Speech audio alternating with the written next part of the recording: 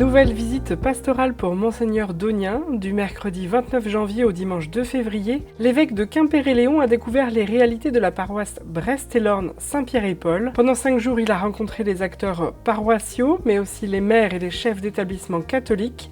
Des échanges importants où chacun a pu partager ses joies, ses difficultés, ses enjeux et son espérance pour l'avenir. Mercredi 29 janvier, l'évêque a notamment échangé avec les équipes funérailles, des bénévoles dont la mission témoigne de l'espérance chrétienne. Il a également visité une entreprise locale, la ferme aux insectes de Savéole, seule coopérative de France à avoir son propre élevage d'insectes, mais aussi l'Arche à Brest et l'Hospitalité Saint-Thomas de Villeneuve à Plougastel. Un programme riche préparé par l'équipe pastorale. On fait un programme en essayant d'équilibrer et de créer des vrais moments d'échange où notre évêque a la possibilité vraiment d'échanger en vérité avec ce qui fonctionne bien, les belles choses qu'on fait et puis les difficultés qu'on rencontre dans notre paroisse et dans les différents services. Jeudi, lors de sa visite à l'EHPAD, Monseigneur Donien a échangé avec les bénévoles du service évangélique des malades ainsi que l'équipe de direction. Il a terminé la matinée en célébrant la messe devant une assemblée nombreuse et heureuse de sa visite.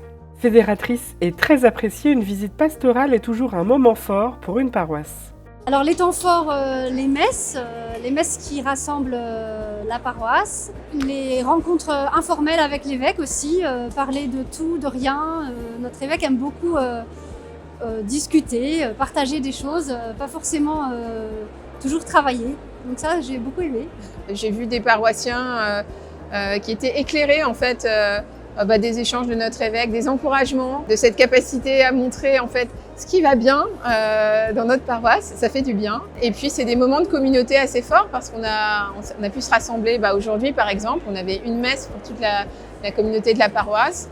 Et j'ai envie de dire, même dans les moments de préparation, tous les petits moments autour de la visite et pendant la visite permettent de fédérer en fait notre communauté autour de notre projet. Et ça tombe au début de l'année jubilaire, donc c'est vraiment une grâce très importante pour notre paroisse. L'évêque ayant un regard différent du mien, lui était plus à l'aise que moi parce que moi je vois tout ce qu'il y a à faire et lui semblait heureux de voir ce qui était déjà fait, mais moi je le stresse de tout ce qui reste à faire. En fait, surtout la question c'est que j'ai bien conscience que l'évêque ne m'a pas confié les paroissiens connus, ça c'est à peine 1% de la population, mais les 99 autres me sont confiés.